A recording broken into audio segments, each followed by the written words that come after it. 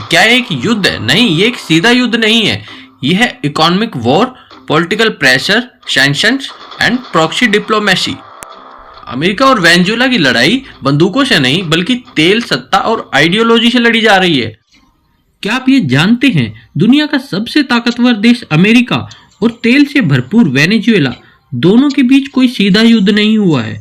फिर भी वेनेजुएला आज बर्बादी के कगार पर क्यों खड़ा है? ये कहानी है तेल की, सत्ता की और एक ऐसी लड़ाई जो कि बंदूकों से नहीं, पैसे और पॉलिटिक्स से लड़ी गई। लेकिन इसको समझने के लिए आपको थोड़ा पीछे जाना पड़ेगा। एक समय था जब वेनेजुएला और अमेरिका के रिश्ते सामान्य थे, लेकिन 1999 में वेनेजुएला की राजनीति में कुछ बदलाव हुए और उन्हीं का असर यहाँ पे दिखाई दिया। इस पूरी डिटेल्स को अच्छे से जानने के लिए वीडियो में आखिर तक जरूर बने रहें। पहले वेनेजुएला और अमेरिका के रिश्ते काफी बेहतर थे और वेनेजुएला के पास दुनिया का सबसे बड़ा तेल भंडार है।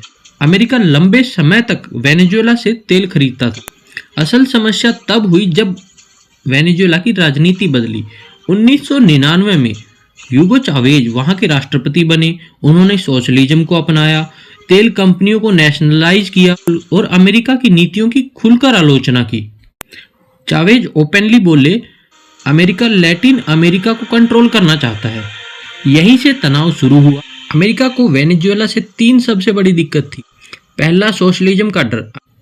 अमेरिका कैपिटलिज्म को सपोर्ट करता है और वेनेजुएला खुलकर सोशलिज्म फैला रहा था। अमेरिका को डर था कि ये मॉडल दूसरे देशों में भी फैलेगा।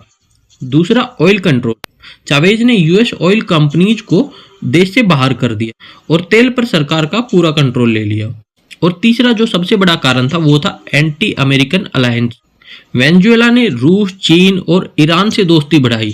ये अमेरिका के लिए सबसे बड़ा खतरे का कारण बन गया था और ये अमेरिका के लिए एक जियोपॉलिटिकल थ्रेट था। इसका असर जल्दी ही 2002 में कू अटेम्प्ट के जरिए देखा गया। कू अटेम्प्ट यानी कि ये समझ लीजिए कि सत्ता पलट। अमेरिका ने पूरी कोशिश की कि सत्ता पलट कर दी जाए वेनेजुएला की।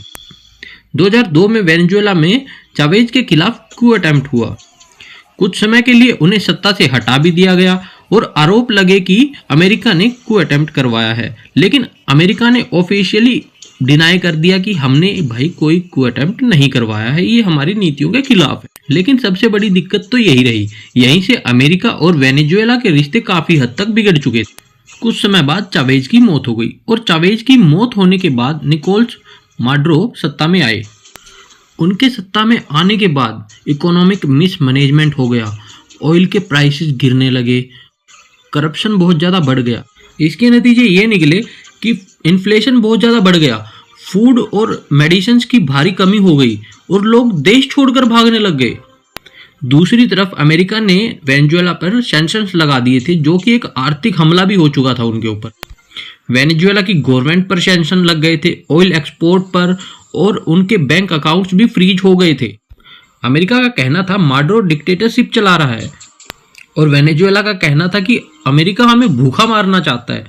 और इसके मुख्य कारण यही थे, oil control, socialism versus capitalism, America का लैटिन अमेरिका पर इन्फ्लुएंस बनाए रखना, रशिया चाइना का बढ़ता दबाव और वेनेजुएला के इंटरनल पॉलिटिकल क्राइसिस। क्या एक युद्ध है? नहीं, ये एक सीधा युद्ध नहीं है। यह है economic war, political pressure, sanctions and proxy diplomacy. America और वेनेजुएला की लड़ाई बंदूकों से नहीं बल्कि तेल, सत्ता और आइडियोलॉजी से लड़ी जा रही है। जैसे ही सारा कंट्रोल अमेरिका के पास चला जाएगा, ये सारा खेल खत्म हो जाएगा। ठीक तभी से वेनेजुएला से अच्छा कोई देश नहीं होगा, वहां से अच्छे कोई लोग नहीं होंगे। लेकिन क्या एक देश की मोनोपोली होना पूरी देश और दुनिया के लिए खतरा नहीं है? क्या ये एक डिक्टेटरशिप है या फिर ये कुछ और है? इस पर बोलना अभी सही नहीं होगा, लेकिन आप लोग अपनी राय कमेंट में जरूर बताएं। वीडियो को आखिर तक देखने के लिए आप लोगों का धन्यवाद। वीडियो को लाइक शेयर जरूर करें और चैनल को सब्सक्राइब करके बेल आइकन को जरूर दबा लें, जिससे कि हमारी आने वाली वीडियो आपको मिल सके सबसे पहले।